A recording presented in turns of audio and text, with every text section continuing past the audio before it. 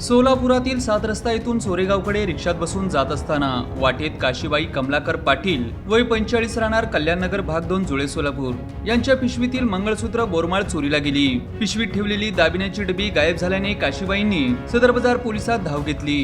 पोलिसांनी तपास करून काही तासात दागिने चोरणाऱ्या 4 महिलांना पकडले। त्यांच्याकडून चोरीचे दागिनेही हस्तगत केले आहेत। सोलापुरातील कल्याणनगरातील काशीबाई पाटील या 3 ऑगस्टला दुपारी 12:30 वाजण्याच्या सुमारास रिक्षातून सोरेगावकडे जात होत्या। त्यांनी चोरीच्या भीतीने सोन्याची बोरमाळ व मणी मंगळसूत्र एका डबीत ठेवले होते।